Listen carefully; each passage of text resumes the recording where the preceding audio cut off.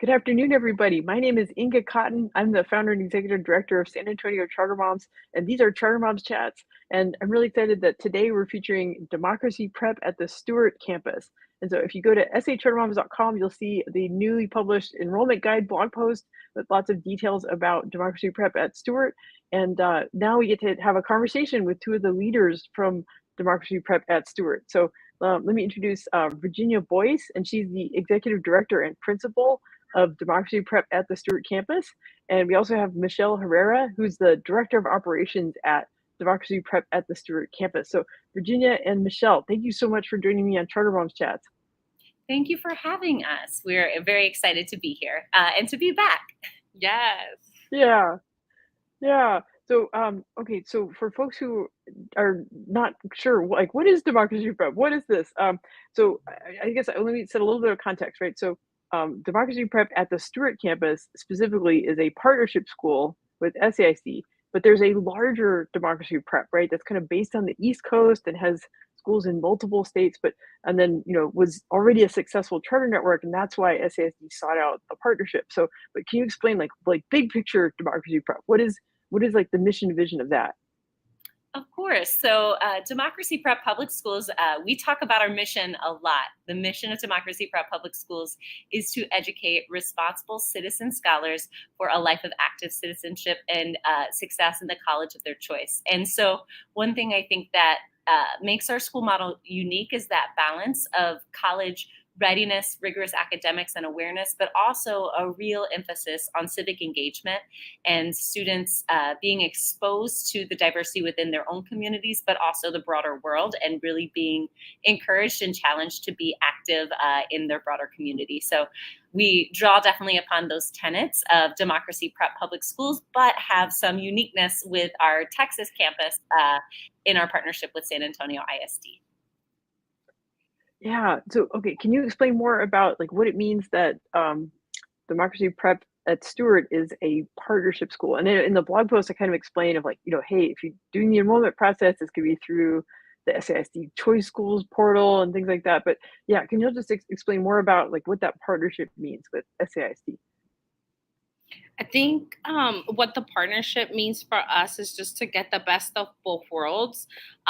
We are part of a charter network, which is Democracy Prep, and we have autonomy in our teaching, in our curriculum, in the innovativeness that we have in the classroom. But also SAISD is just as important in the forefront when we are thinking about our facilities, UIL competitions, gifted and talented services, our building, our McKinney-Vento programs for services, innovations like our Dope Garden. So we're truly blessed to just get the best of both worlds. Yeah, another way I like to say it, we have the agility or like the nimbleness of a smaller school because we can make staffing decisions and just all sorts of academic decisions based on what we see are the needs of our scholars. But we also have the structure, the infrastructure and support of a larger school district, which is very nice when it comes to making sure our scholars can participate in all sorts of opportunities. Right. Yeah, like one thing we talk about in the Facebook group and the like San Antonio Charter Moms discussion group is like which charter schools have transportation and which ones don't. And one thing about it is like all of the SASD choice schools offer transportation, and there's still a lot of open enrollment charter school districts that don't. So that's there's these examples of like we're having that big traditional public school district backing just enables you to like provide another level of support that some charter schools are not able to do. Yeah. Okay, so I wanted to ask about, I think one thing as I've learned about Democracy Prep at Stewart is like y'all describe it as a community school, and I want to know more about what that means. So like, it's a special part of San Antonio that y'all are located in, like where like historically there were close ties between Stewart Elementary and the neighborhood that it was located in. Absolutely. We call ourselves a community school because we run two ways for enrollment. You can apply through the lottery, but also all of the zone children also attend here. So we get to see both pre-K through 8. In addition to partnering with many of the communities, like you said, Stewart has been here for years. So some of our teachers are alum, like they came to Stewart, or their parents came to Stewart. So Stewart, we knew coming in that Stewart was a huge staple in this community. Just generations of families who have come and love Stewart. We just had career day, and we had one of our speakers come, and he was just so moved because his mom taught here for like 20 years. And we wanted to keep that essence, especially because it was just so important, and just continue to work on providing rigor, providing those reach opportunities, just make it more innovative for the communities. I think I would build on that too, just adding that it's really important to us that we are open to, responsive, and receptive to the needs of our school community. So that has been hearing feedback about what parents truly value. We found that clubs are a huge value add.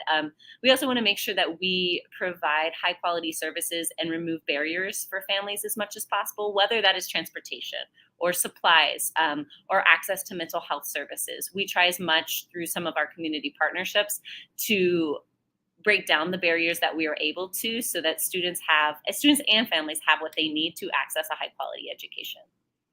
Yeah, actually, I'm looking at my notes here. I definitely wanted to ask about community partnerships, and this is something that the blog post covers in detail and has some links and stuff. But I know, like you mentioned, Gardopia Gardens, right? And so, can you talk more about the garden specifically, and then some of the other community partnerships at Stewart? We love talking about the gardens, and actually, there's a recent video that's circulating about the chickens that are part of that whole horticultural endeavor. But our partnership with Gardopia Gardens began right at the end of the lockdown phase of the pandemic, and has really bloomed, metaphorically and literally, in terms of additional spaces on campus. Gardopia Gardens is partnered with a number and growing of campuses, both within San Antonio ISD and the surrounding area. And the really nice part is that we have an integration of academics and commitment to environmental sustainability and just awareness of healthy lifestyles. So it's our seventh graders in particular. Every week they have science instruction, not only with their science teacher, but in partnership with individuals who have backgrounds in earth sciences, and actually make those explicit connections between what they're learning in the classroom and going out to the garden and doing the work. So our kids are involved in, we just harvested cucumbers last week, and strawberries are about ready to be picked, but really making real for our kids the connections between the environment and food production. So it's really been another way too for kids to take on additional responsibility around campus and just develop school pride about our campus environment. We've worked really hard to beautify our school over the years and just to make special spaces, and the gardens are definitely one of those additions. I know you spoke to other community partnerships, and in thinking about our school, this is our 5th year of our partnership, and I realized, oh wow, our partnerships have grown as I was thinking through which ones which community organizations we work with. We work closely with communities and schools, and have a dedicated social worker on campus who also helps us access different resources through the community for students who need them. We are partnered with the Tobin Center for our mariachi elective, and provide that course to our middle school students. We also partnered with Southwest School of the Arts. We have a cinema club that just produced their first movie that we are excited to see. It's a short, and there's been some phenomenal acting in it from what I hear. We also work with Hoven, which provides on-campus mental health services to our students. Girls on the Run is one of our after-school partners. We work closely with the San Antonio Public Library and with Teach for America, both in terms of talent pipelines, and they recently helped us put together a college fair. So those are some. We are always open to additional community partners, but definitely believe that looking outward makes us stronger as a campus, and especially exposes our scholars to a variety of individuals they might not otherwise get to know, and just giving them different ideas of what the future can look like for them.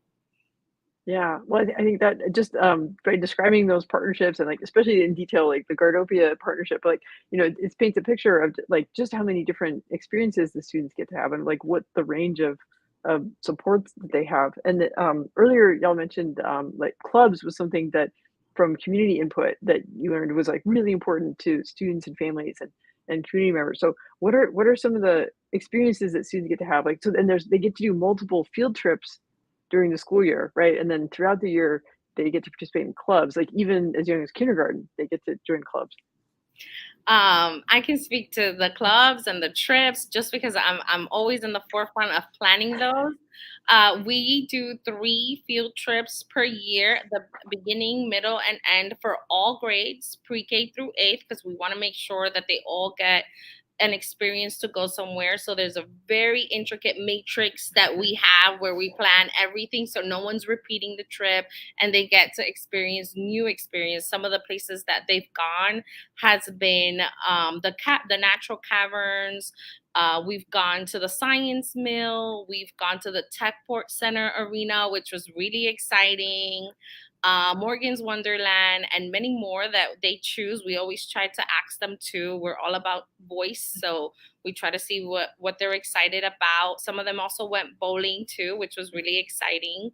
And then at the end, especially for our 7th and 8th graders, our middle schoolers, they'll go to like Camp Champion overnight. Some of them are going to go to Dallas and stay at a university as well. And they'll have a whole itinerary. We'll rent a charter bus and they'll get to experience traveling outside, staying at a dorm, doing other things outside of San Antonio. So that is really, really exciting for them. And they look forward for it.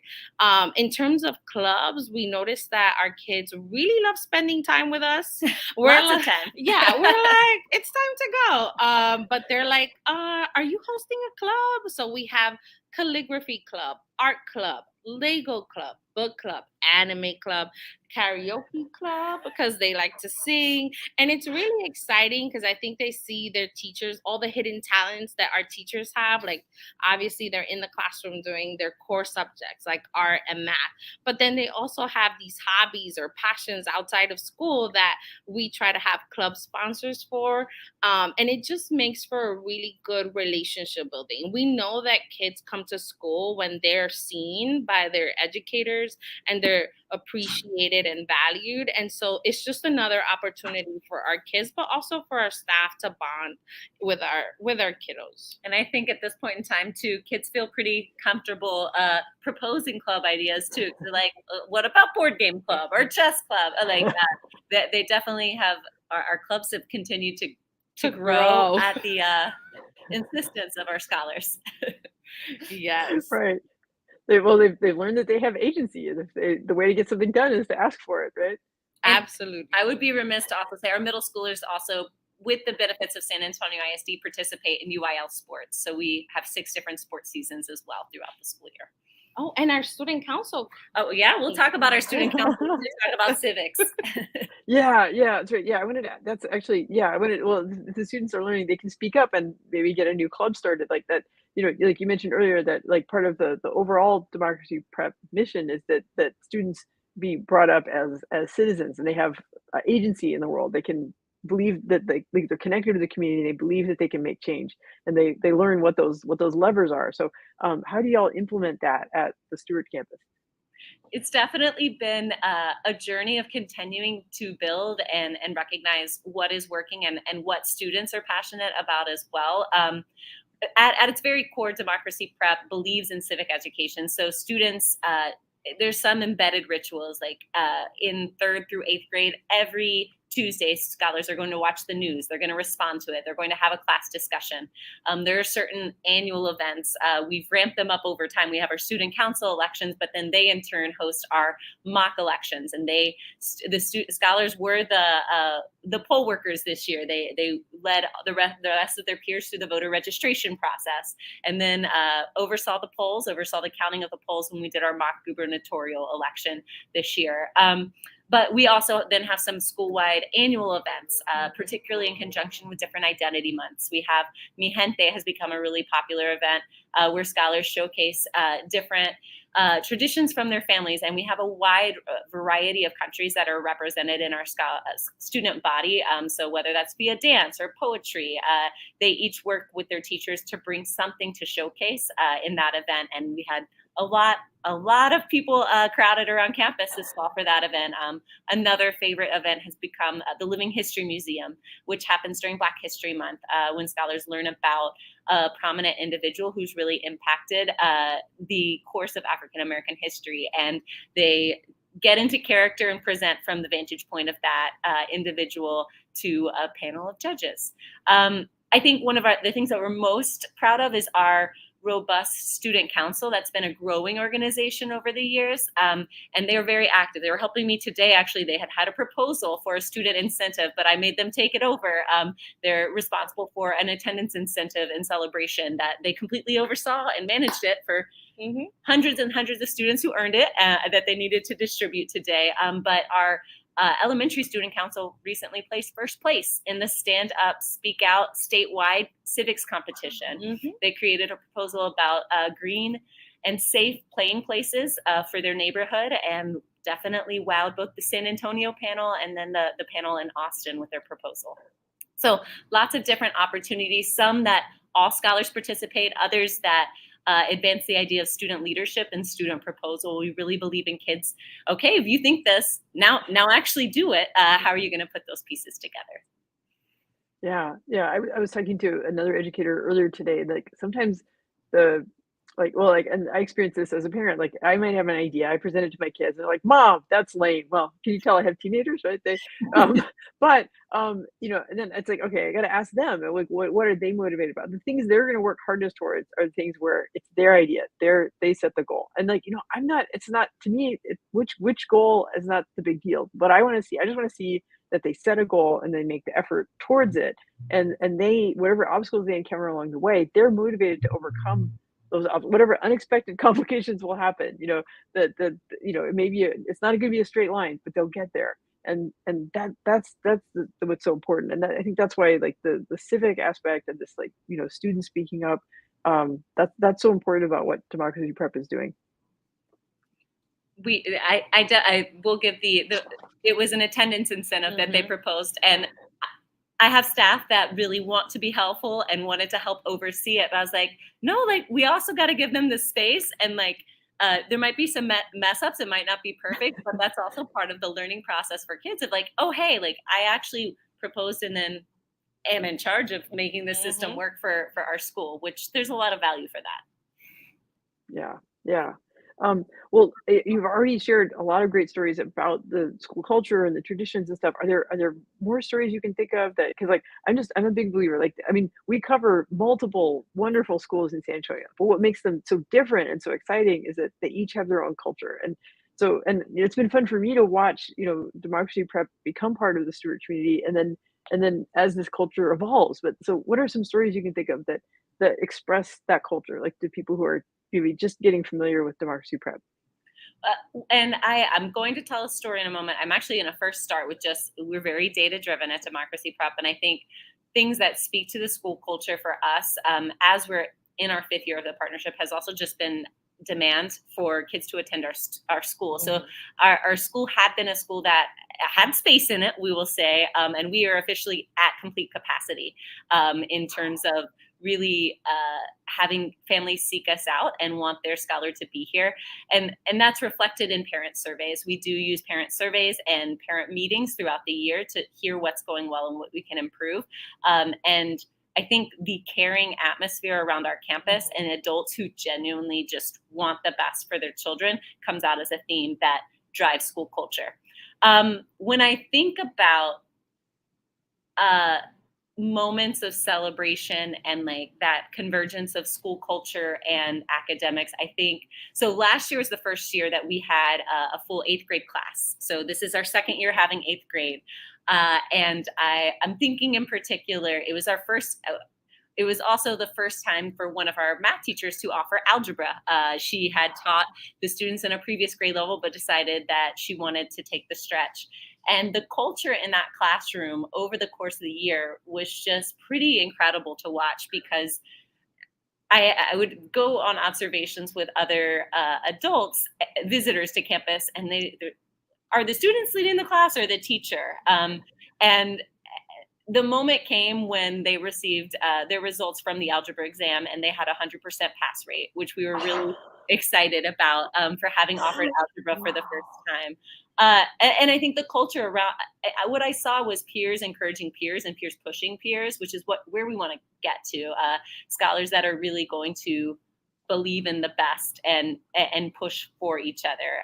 I think culture comes out in other ways in terms of student to student interactions.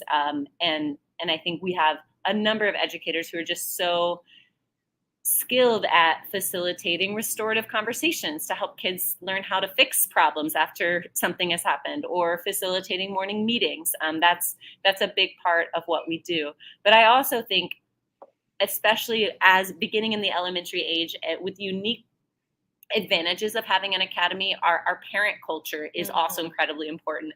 And I think I'll lean on Michelle, who is such a gifted school leader in that area, to just think through not just how parent culture drives our school, but also even translates into becoming staff members.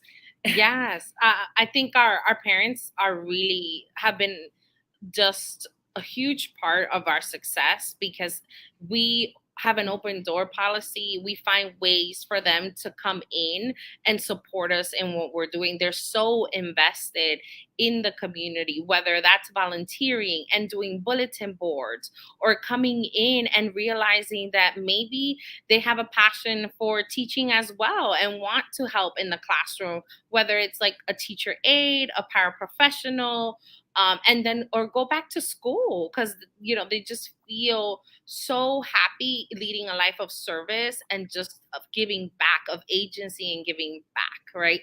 And they know that being invested in the school means that the kids are also invested. They're happy that their families are here helping and supporting us. Whenever we have events, they'll cook for teachers, they'll bring lunch, they'll set up for Teacher Appreciation Week. When we have our Mi Gente, they create dances, they get together to do poetry readings, to come in traditional attires from their countries, and just showcase all the diversity that we have here. And I think that's what it speaks to. Like, families feel seen and they feel appreciated.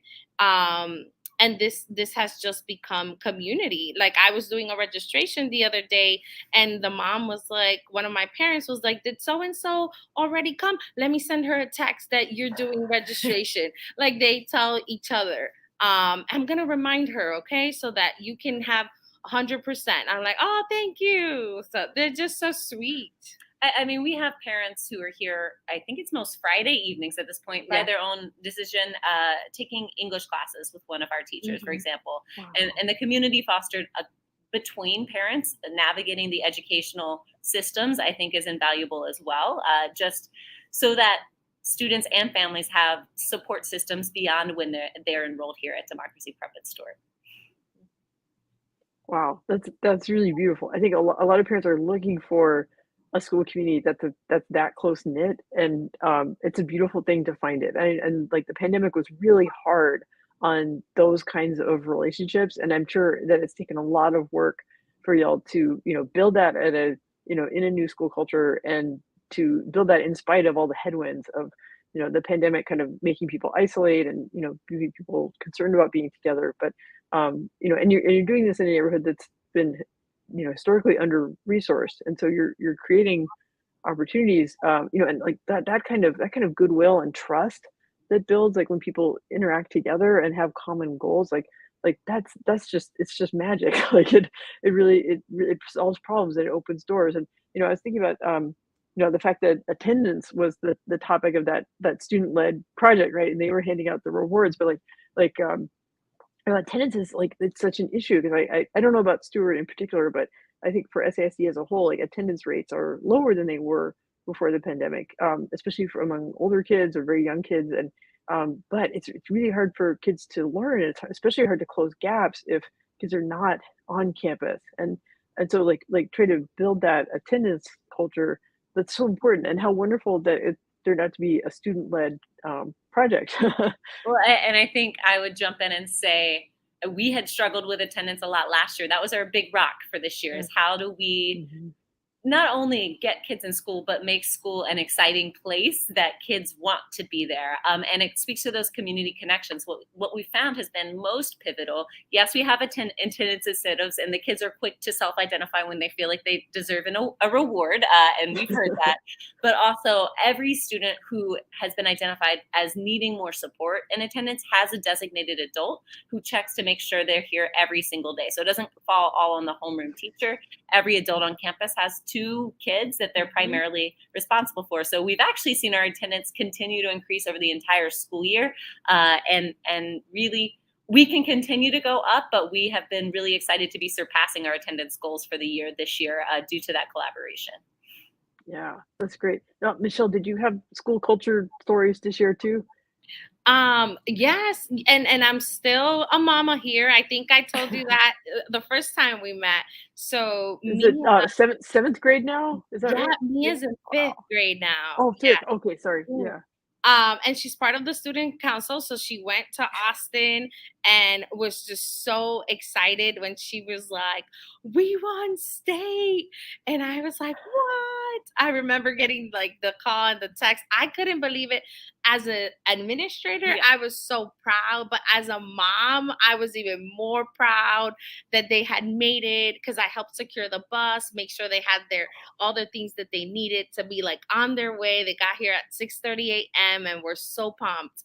And when they give us that call, I was just like, wow, we were together at the time. We were like, oh my I was gosh. like, they won. She's like, what? They won. I was like, oh my God. Because they have really poured their hard work, the entire student council. And it's so cute because right now we have 8th graders, 7th graders, all the way down to like 4th and 5th graders, and they don't miss Thursday. Like Mia, Thursday is like, we gotta go because I have student council.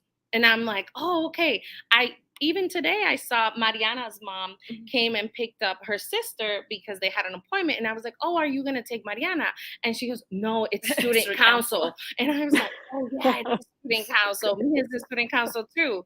So these communities and like little sub pops that we're creating when they're getting to know each other and building like relationships has really bonded them. Like they are like intrinsically motivated to come to school.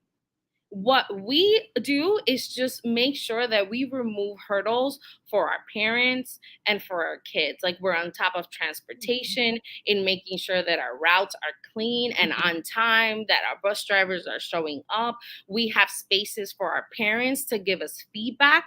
We open the door to like courageous conversations, we call them, where we narrate a positive, but we also narrate some challenges, like give me some glows and give me some grows. And then we have our notes and we're like, okay, this is what actionable step we can take. And then we follow up when we close the loop. And they know they're being heard. They know they have a platform. They know that they can come and talk to us. And we're going to try our best to make sure that we fix whatever it is that we need to fix.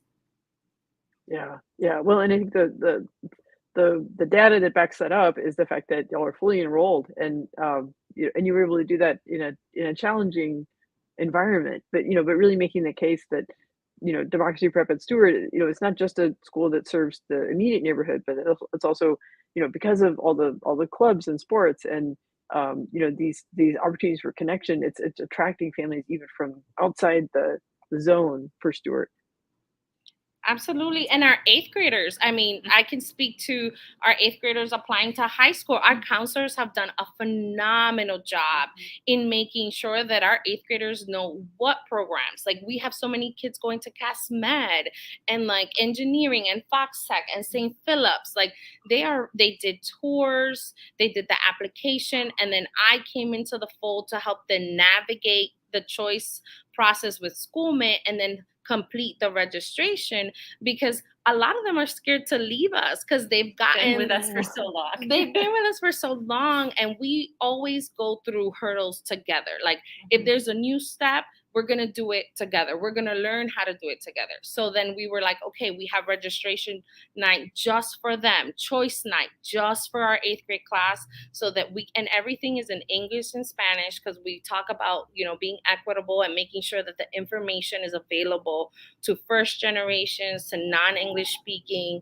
so that we're there providing that one-to-one support. And we are not only making sure we have a data tracker to make sure how many of our 8th graders applied, how many are completed the registration. And when I see someone missing, I make that phone call do you need help?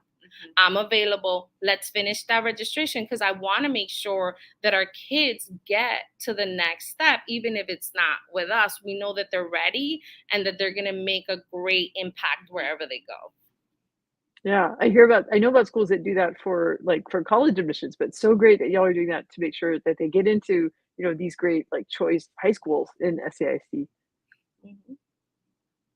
Yeah, wow, that's awesome. Okay, well, this has been like a great, learning about all these stories, and I want to make sure that folks listening to this know what action steps to take, so that Democracy Prep in Stewart is fully enrolled right now, but they can still join the waiting list, and spots might open up over the summer. And and also, like, this is for families who are maybe planning ahead, like maybe they have very young children, but Democracy Prep starts at pre-K, right? Up to Correct. eighth I was grade. going to say we do have space going into next year for pre-K and kinder. So Okay. while there are some slots within specific classes, it's not true across classes, but it is possible. But just from a facility standpoint, we don't have room for any more classes at this point in time. Got it. Got it. Okay, good. Okay, so and the blog post covers this and has links and stuff, but can y'all kind of give like what are good ways for people to like learn more, like visit campus, things like that, and then what steps can they take to like actually like get their child enrolled? Absolutely. We would suggest first to go to our website. We've been working on our website. So please make sure that you go to our website where you can learn more about us and see some videos and get to see who we are and what we're about. Also follow us on Instagram and Facebook. We're active on both, so that you can check us out and see our posts. You can, if you're already part of SAISD, you can also go to SAISD.net, enroll now, and you'll be able to find us there and complete your registration. Or if you go to SAISDchoice.com, you can also look for us and apply for our school.